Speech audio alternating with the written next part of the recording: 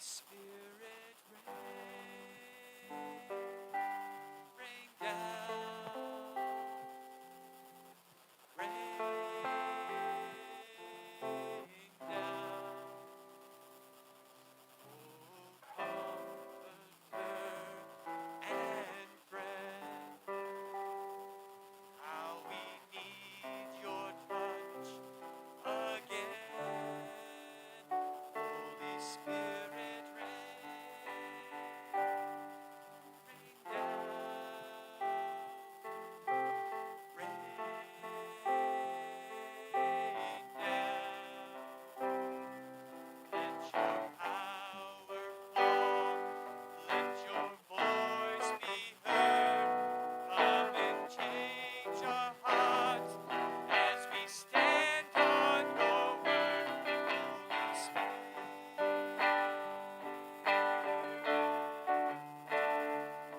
Rain down.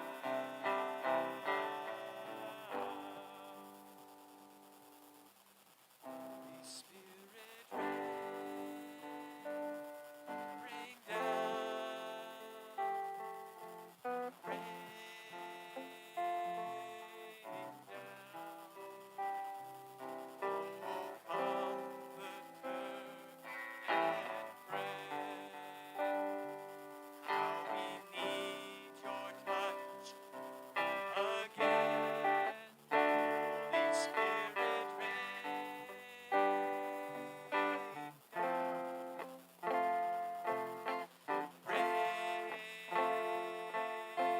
down. Let your power fall, let your voice be heard. Come and change our hearts as we stand on your word, Holy Spirit. Rain down.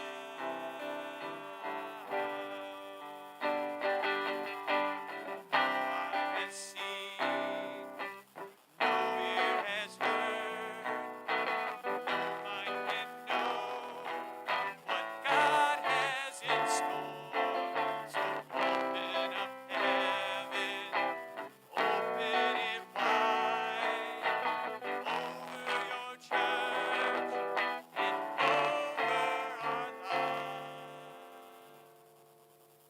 Holy Spirit, rain down, rain down.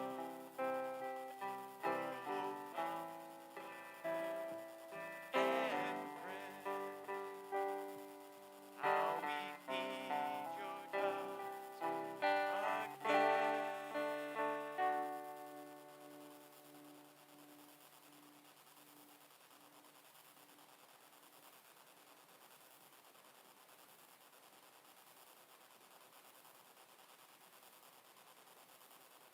Lord, we thank you for your blessings this day. Thank you for the blessing of eternity that you have given us. We thank you for the gift of life that we have. Thank you for friends and family, for provision, Lord. You have provided our needs. Before we even deserved it, Lord, you provided love for us. Unending, unlimited, unexplicable love you gave to us. You loved us before we were lovable. Your love continues to shape us and make us into something more lovable. Lord, this day we thank you for the things you've given us. We lift our praises to you this day. We lift our concerns and our petitions to you at this time. Lord, we lift these up to you individually. We lift these up to you corporately. We lift them up out loud. We lift them up in silence. Lord, today we bring our praises and our petitions to you.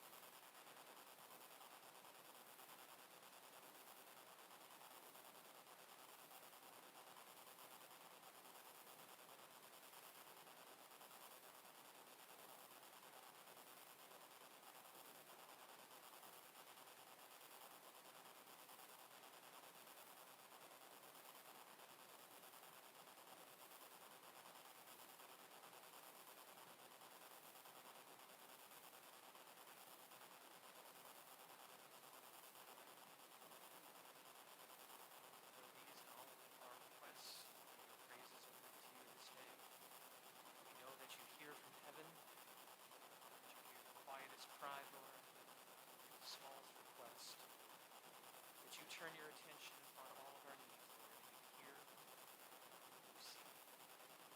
That's right. You are patient with us even when we are not. You hear our requests even when we would be annoyed or ignore them. You pay attention. Thank you for your grace and thank you for your love listed. In your son's name, amen. Well, good morning, everyone.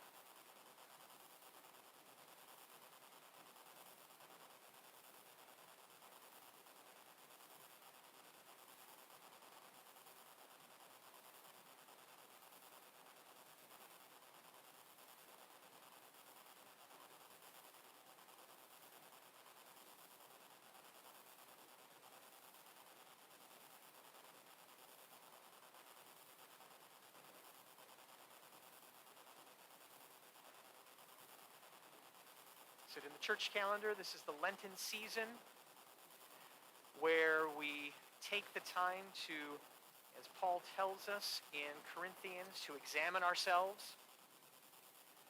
One of the things we know we do as humans is that we get into certain habits and certain patterns.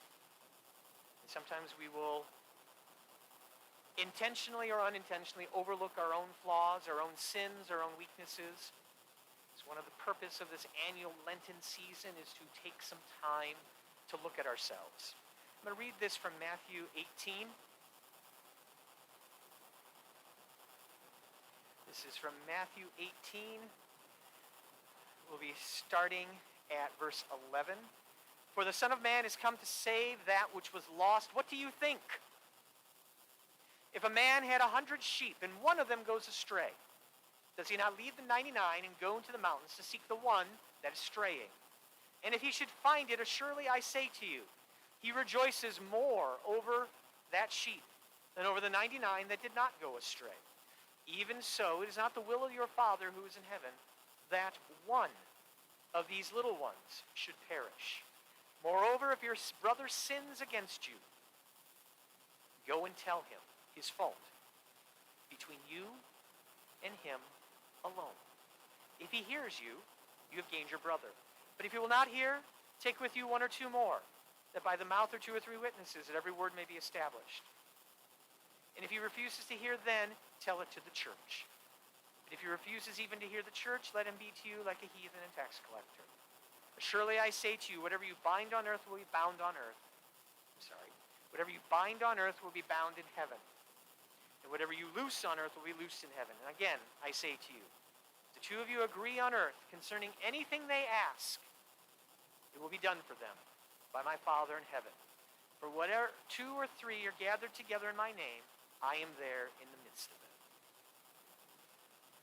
We're going to be teaching today on Deuteronomy chapter 15. We'll be talking about debt. So it'll be a fun topic talking about money today. We'll be talking about debt. But before we get to that, I want to give everyone a moment to stop, say hello to each other. The only announcements that we have is that we will be having our Deuteronomy Bible study tomorrow. That should still be occurring. Most of the other events, of course, are on pause at the moment and have been for the last year or so. But we'll still be having our Deuteronomy Bible study.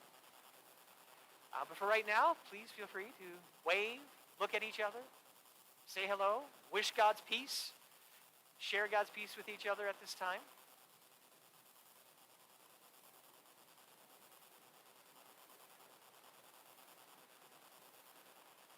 When we finish with the sermon today, we'll be sharing communion together. So that'll be our order of service for the day. So we're going to be in Deuteronomy 15. And so we're going to be talking about debt. Debt is spoken of in both the Old and New Testament. It is spoken of as a literal financial debt. It's spoken of figuratively as a debt of honor, or sometimes we'll see obligation. Someone will have a debt of obligation. We also see in the Old New Testament where debt is referred to spiritually as sin. It's something that is owed because of a shortfall or a person's weakness. During this Lenten season of self-examination, it is appropriate for us to talk about debt. Hopefully the goal is that we have a better appreciation of the redemption of Jesus' dying on the cross and what that paid for us. So it is appropriate for us to talk about debt today. If we look at Deuteronomy 15 verses 1 through 11, this will be the section we're going to look at today. Just a quick background. This is at the end of Moses' life. He is instructing his people that in the very near future they're going to cross over the Jordan River and make the transition from a dense collection of nomadic tribes to where they're going to be dispersed. They're going to be living in villages and in cities. And so cities, we get the word civilized. They're going to go from these nomadic tribes living all together around the tabernacle. They're going to cross the Jordan, and now they're going to spread out. And they're going to be dispersed as a civilized confederacy. With that distance, geographically being spread out, among other rules, Moses is setting down certain rules they're going to need to follow. Some of these rules they didn't need to have, not because they weren't important, because when they were all together every day, those issues are not going to come up. And now they're going to spread out. And so there's some rules that need to be talked about. With these rules, Moses teaches about how to handle wealth, inequality, and debt. And I use those words deliberately, and they come right out of the Old Testament. Please let no one think that somehow wealth redistribution or the concept of haves or have-nots is somehow a modern concept. Riches and debt have existed in the human consciousness for well over 3,000 years. So the idea about loans and interest and payments and not having enough money, we get this in the Old Testament. This is Moses talking about this. This is hundreds of years before King David. This is before 1000 BC, over 3,000 years ago. This is a long time. So what we're going to look at today when we're in when we're in Deuteronomy 15, is we're first going to take the first section where Moses talks about canceling debt. Now, as a side note, this is a current political topic, not only in this country, but around the world, about debt cancellation. It's back here. Debt cancellation is not something that just occurred in the last election cycle. It's been around a long, long time. So we're talking about canceling debts. We're going to talk next about a little bit about it's a word picture used in Hebrew, the idea of a closed hand versus an open hand. A shut fist versus an open fist. And how God intended his people to be with their money. And finally, we'll wrap that up with how we are supposed to be giving as a people and as individuals, both personally and corporately. So, we're talking about canceling debts. We're going to be talking about closed fists. We're talking about giving generously. So let's first talk about debt cancellation. If we start right off in the beginning of the chapter, at the end of every 7 years, you shall grant a release of debts. I'm going to repeat that again just for emphasis in case people were still warming up to the sermon or in case they're looking at home and they were looking something up on their phone or in a book. Let's just repeat this again. At the end of every 7 years, you shall grant a release of debts. Before we move on with this, let's talk about two areas. Let's talk about the historical context that Moses is writing this in, and then let's talk a little bit about what our current experiences are. So first in the ancient world. When Moses penned this, he was not the first person to talk about debt cancellation. We find in ancient Sumerian texts and Babylonian texts similar but similar proclamations would come from political leaders about debt cancellation. One of the interesting things that we could see in Babylonian codes of law is that when Babylon conquered a new area, one of the things in order to become rulers of that area is that the conquerors had to pay the debts of the people they were conquering. This is one of the things in the old Babylonian code.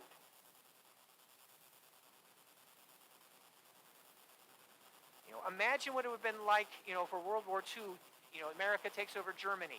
And in taking over Germany, you now must pay Germany's debt. That is what was in the old Babylonian code. So the notion of debts and owing and someone else paying debts, This is not a new idea. It existed in the ancient world. So when Moses says, every 7 years you shall grant a release of debts, the time frame is a little different. Making it a regular periodic event is a little different. But simply the notion of forgiving debt, again, not forgiving like in saying it doesn't count, but paying for it, that idea existed.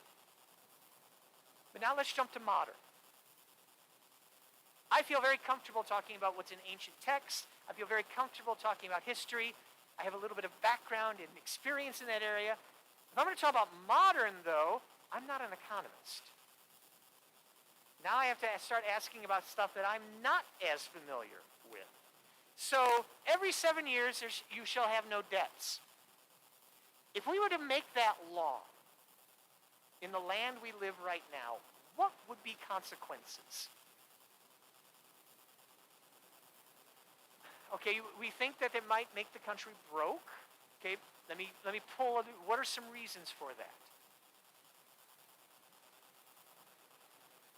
People will be unable to loan. We do loan. Again, as long as there's been people, there's been loans. As long as there's been money, there's been people. I'm sorry? Unwilling to loan. Okay, what about this having to say that the debt's cleared every 7 years would make it unwilling to loan? Okay, all right, time frame. So we have loans right now that are 30-year loans. Oh, a 30-year loan doesn't work real well under this sequence, doesn't it? Okay, so what are some, again, I'm not trying to be dense. I don't know the people who are watching. Again, anyone can click on this and watch this around the world. So let's talk a little bit so that we can give some background here. Okay, 30-year loans are typically used for what? I'm sorry? Mortgage, but more, again, who's going to know what a mortgage is? A house. Okay, when you buy the house, typically, is the house always associated with the land? Often, never, I mean, okay, so the loan is for buying both the property and the building on it. Okay? Okay, 15-year loans. I do see those from time to time. Where does one typically run across 15-year loans? Oh, okay. I'm not talking about the marketing side. I'm not saying how it's marketed. Where does one a 30-year loan you typically see associated with housing? Okay, so sometimes you see 15 years associated with housing. Okay, where else would you see 15-year loans? Remodeling, okay, renovation, property renovations, okay, good. He said, for this, some of you guys have experienced this. Most, how many of you have had a 30-year loan? How many of you have a mortgage? Okay, how many of you have a mortgage less than 7 years? So there are certain things that we're just not used. What are other loans that take years to pay off? Car loan. What's a typical term on a car loan? 5 to 7 years. Wow, 60 months. That's a long time for a car loan. Okay, so car loans, those are years. Where else do we see loans that are years? College. Oh, that's current topic, isn't it? That's current political topic about a college loan. College loans take years to pay off. So at the end of every 7 years, you shall grant a release of debts. Now, how Moses is differing from, I said, some of the other practices of the nations around them was when Moses said you will release the debt, it means just simply clear it. Okay? Joe's rich. He owns lots of property. Hi, Joe, I'm picking on you. You didn't know this was coming. He's rich. Joe, I need some help. Joe lends me some money. With the expectation I'm going to pay it back. 7 year goes up. I don't need any more money. I don't have to pay him back anymore. Woohoo, it's cool for me.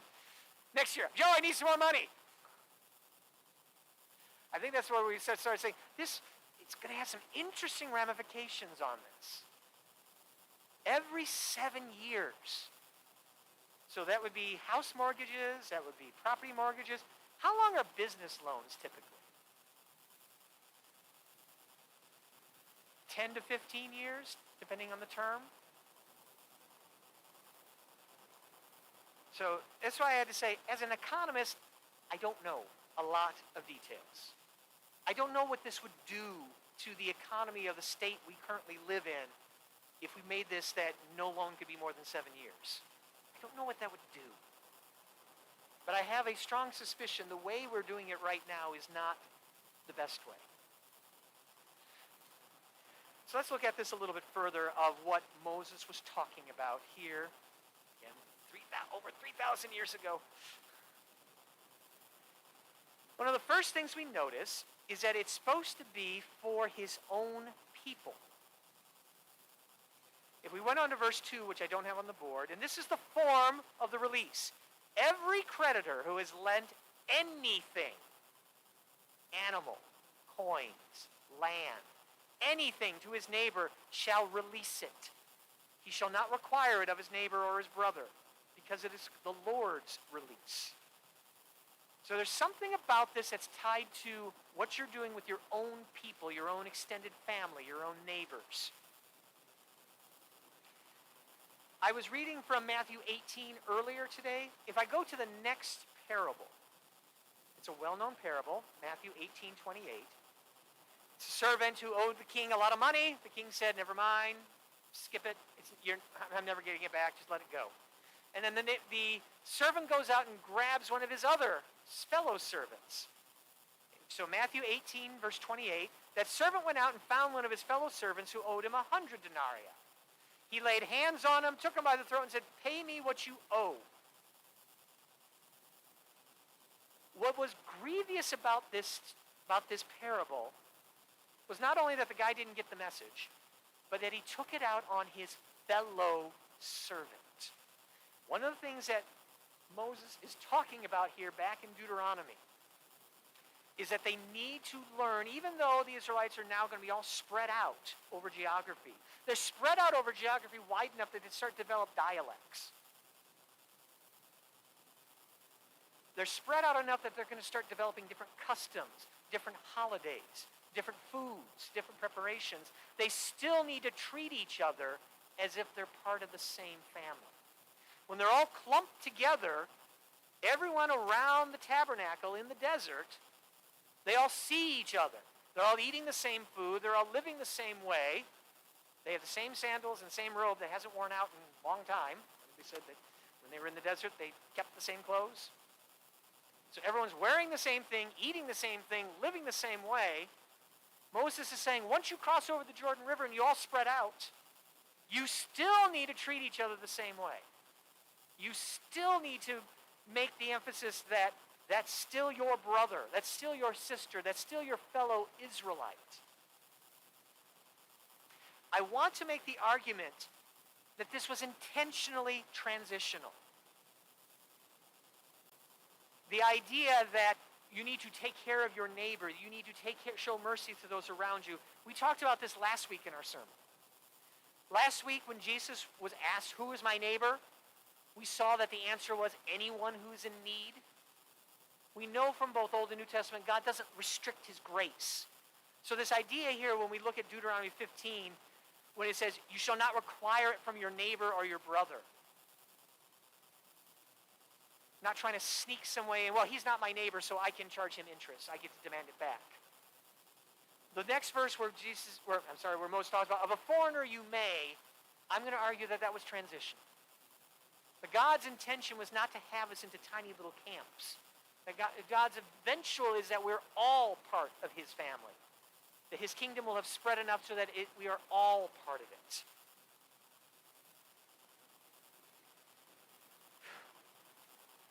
Now if we go down to verse 6 of Deuteronomy chapter 15. For the Lord your God will bless you, just as he promised you. The little made-up example that I made about Joe lending to me. The Lord will bless you. Part of the objections that we raise, we can't forgive debts every 7 years. Somebody's going to take advantage of us. If I just give something out, what'll happen? If I just give something away, what's going to happen? It's gone. Taken advantage of. It'll be lost. But God says, the Lord will bless you. And the context of this is, whatever you lend out, God's going to bless you with more.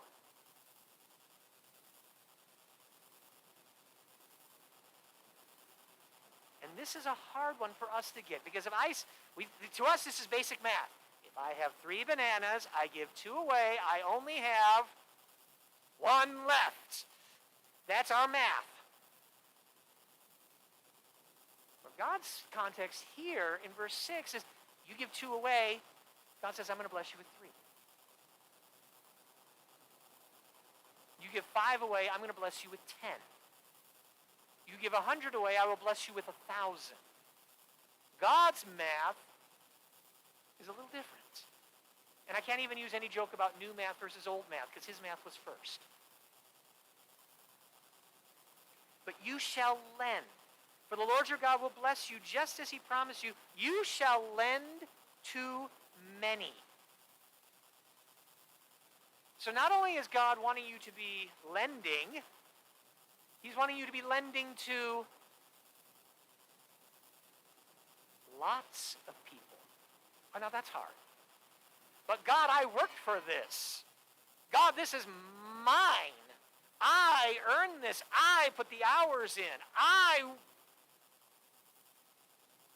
For the Lord your God will bless you just as he promised. You shall lend to many. In many ways, I see a connection here to tithe. Everyone put their defenses up. The pastor has talked about money. He's talking about tithe. Everyone guard your wallets. I see a connection here with tithe. God explicitly says, I don't need your money. I don't need your sacrifices. I have the cattle on 1,000 hills. I don't need your cows or your sheep or your birds. But the idea behind tithe is to acknowledge the first fruits, that all these, they came from God. Now, however it works its way through the cosmos, however it works its way through the solar system, however it works our way on our planet, all of this increase, it came from God. Now, whether we have the better knowledge to have better fertilization techniques or crop rotation, all that came from God.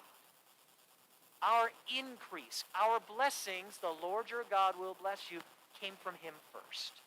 And so in the principle of tithe, when we take that first bit, we're acknowledging this came from God first. And so here it's being expanded into the idea of lending. Again, God's not telling the Israelites, you now must become bankers. Please put that stereotype away. But the idea is that you're going to be doing this with many people. You're not just going to be lending it to one brother. You'll be lending it to many people. And I think you can hear what that includes. Even the cheaters, you're lending. Even the ones with bad credit scores, we're to be lending. Even to the ones who we think don't deserve it. You are to be lending to many. Oh, this is not fun. Let's go back and talk about happier things. Let's not talk about my money. You shall lend to many. All right. So in case we don't like this, God continues this theme. If we look at verse 7, if there is among you a poor man, there wouldn't be any of that around us, right? If there's among you a poor man of your brethren within any of the gates of your land, which the Lord your God is giving you, again, remember the transition that Moses is doing here. They're all together. They're in a great big clump. If somebody's poor, they're all living right together. They're all right on top of each other. It's easy to see the need when you're right there. They're going to cross over to the Jordan. They're going to spread out. The people in Shiloh aren't necessarily going to know what's happening in Bethel. The people in Dan aren't necessarily going to know what's happening in Beersheba. So if you see in your gates, in your towns, someone who is poor, in the land which the Lord your God is giving you, you shall not harden your heart, nor close your fist. You should not close your fist. Shut your hand, close your fist. It's the same verbiage. It depends how you want to translate it. From your poor brother. I tried to find some pictures of someone with coins and a closed fist. I could find lots of them, but they were all copyrighted. So, which meant I had to pay for them. Oh, no. I thought about doing my own picture, but then I thought that looked funny. But the Hebrew there is closed fist. The English is closed hand. I think the English we call it, what's the phrase we call someone who's very stingy with their money? Tight fist. What? Miser. Yes. Thank you for saying my name. I appreciate it. Okay. So closed hand, tight fist. It's the same. It's at that same picture in Hebrew.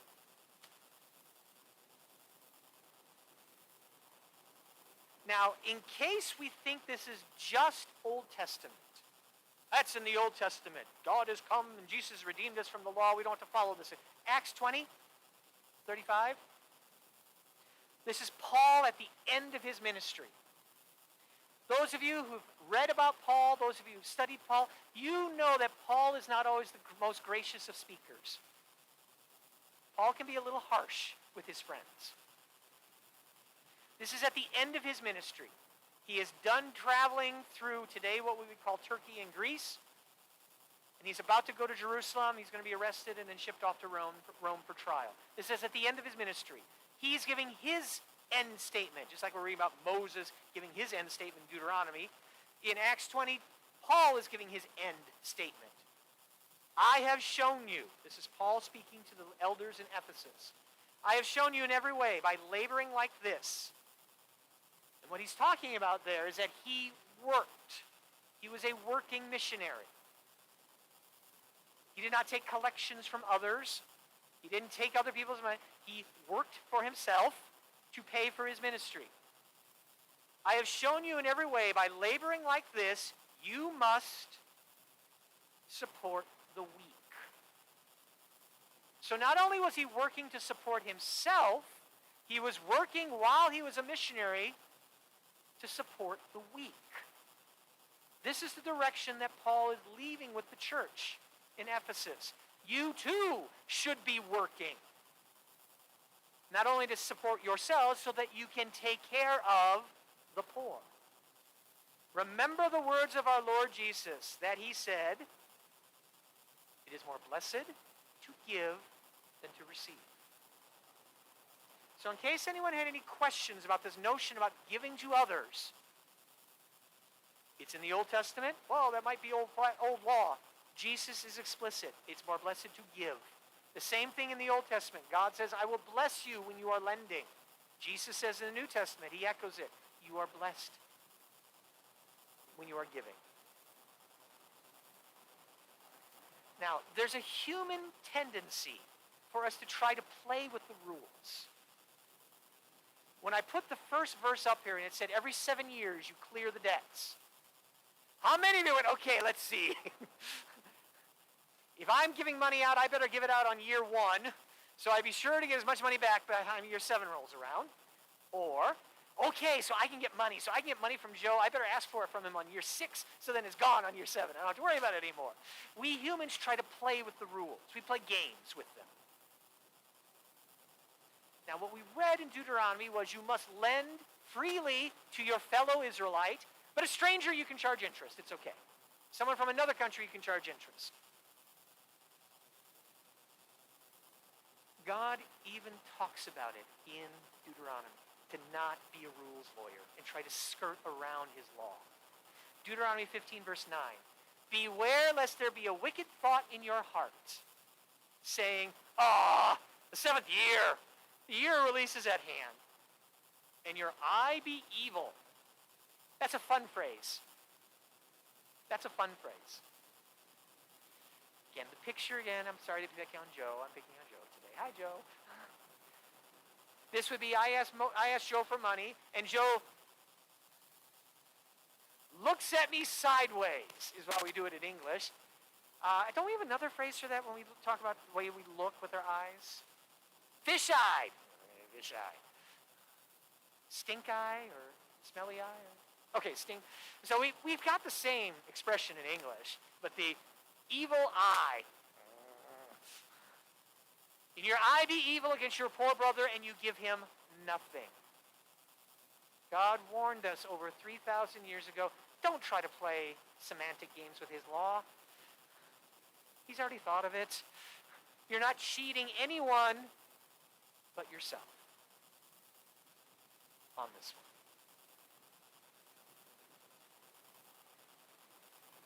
Let's go with that idea of cheating a little bit further. One of the reasons why we said, oh, we don't want to do this is because we're going to get taken advantage of. Someone's going to cheat us. It'll come up on year 6. Aha, give me something. 1 Corinthians 6:7. This is in the church of Corinth. The church of Corinth, there was a number of fights and arguments. Chapter 6, Paul talks about there were some Christians who were suing other Christians. There were lawyers 2,000 years ago. There were courts 2,000 years ago. There were complaints 2,000 years ago that everyone was suing everyone. That's not a new thing that just popped up this year or last year. It was in Corinth 2,000 years ago. And some Christians were suing each other for money. And Paul tells them, what are you doing? You're eventually going to judge angels. What are you doing going to court? You can't figure this out yourself? And then he says in verse 7, if you can't figure it out yourselves, now therefore, it is already an utter failure that you're going to the law against each other. Why then do you not rather accept wrong? Why do you not rather let yourself be cheated? I put rather let yourself be cheated in bold simply to make it clear he's asking a rhetorical negative statement. The emphasis is on let yourself be cheated. Paul is telling the Christians in Corinth, if the two of you cannot work it out yourselves, then let yourself be cheated. We don't like that phrase. We don't like that teaching. We don't like anything about it because we don't want to be, what is the phrase? We don't want someone walking.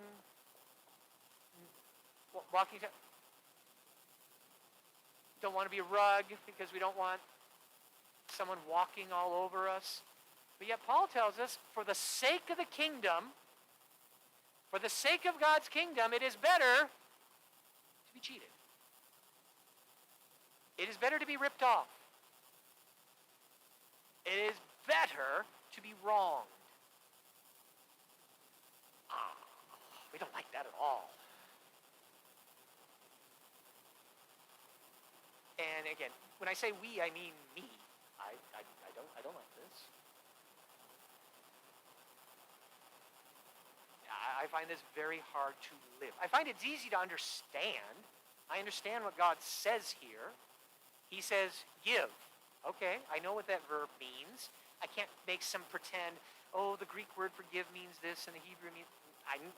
We know what it means. You will give.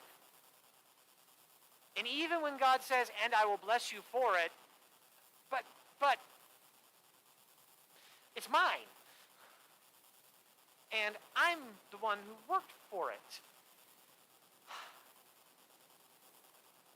And there have been times I have not been generous with my family. There are times I have not been generous with those extended, what I would call my church, my fellow believers, my neighbors. I understand exactly what God is saying here. I find it nearly impossible to do. I don't want to do it. I think part of why God put this in, aside from he's trying to tell us that he wants to bless us, is that I think there's a bit of a reminder that when we are giving to somebody else, there's a reminder that, no, you didn't work as hard as you thought you did for this. Not that God's saying that you didn't work hard, but it was more than just my work that earned this. It was more than just my effort. It was a whole lot more than what I thought I paid to get whatever wealth I think I have. It's more than just me. And part of that process of giving to somebody else is that recognition that it wasn't just me. Now, for some of us, we do need to work hard. Sorry, that is Old and New Testament as well. We can pull that out of Old Testament from Moses. We can pull that out from Paul. We have to work. Sorry, we got to bring the income in. And what we saw earlier about bringing income in, we need to bring it in, as Paul said, so we can help support the poor. All right, let's wrap up with giving generously here. If we go back to look at verse 4 of chapter 15, except where there is no poor among you, The Lord will greatly bless you in the land which the Lord your God is giving you to possess as an inheritance. The Lord will greatly bless you. So this whole thing about giving and lending is wrapped up in the same way that God has blessed you. You need to be sending the same thing out. And the same way that God has blessed me, I need to be giving out. The Lord will greatly bless you in the land which the Lord your God is giving you. Notice God put that little reminder in. The Israelites are going to the promised land. They've had to follow God's law. They've had to do real battles. I mean, sometimes we metaphorically talk about, oh, we had to fight for this. The Israelites actually had to fight, weapons, stab, stab.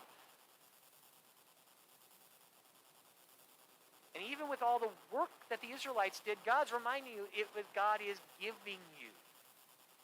That whole land was a gift from God in the first place.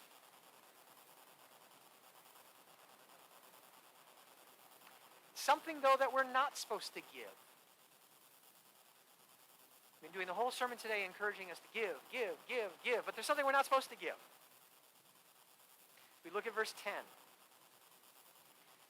So this was right after someone trying to play with the rules. If someone asks you in the 7th year, yeah, you give it anyway.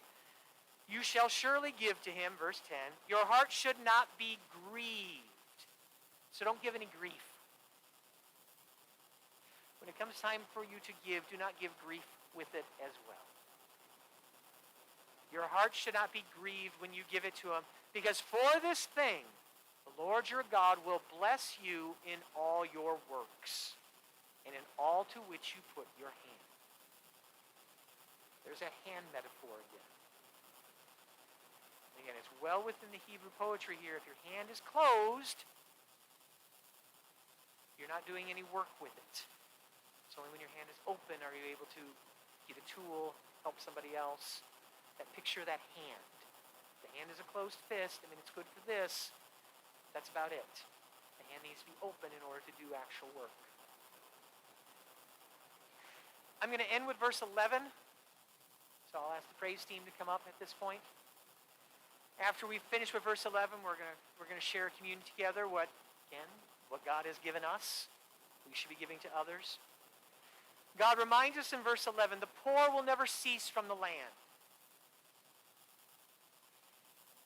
I think all of us understand the personal ramifications of what we talked about today.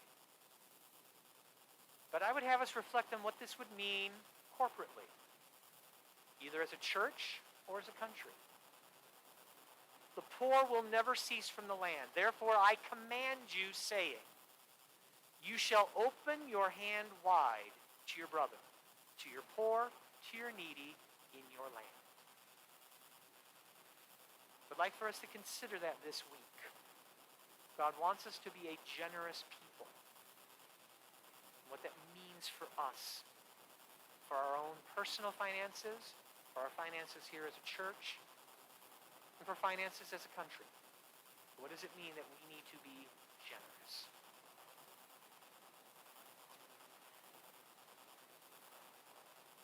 I would remind you of one of the gifts among many that God has given us. Spends time with us sharing a meal. We take time to remember this each Sunday. On the night in which Jesus was betrayed, he took bread, broke it. He gave it to his disciples and said, take and eat. This is my body, broken for you. And the same way after supper, he took the cup and he blessed it, gave it to his disciples. He said, take and drink. This is the new covenant of my blood, shed or given to you. As often as you eat this bread and drink this cup, you proclaim the Lord's death until he comes. Please come and share communion with us today.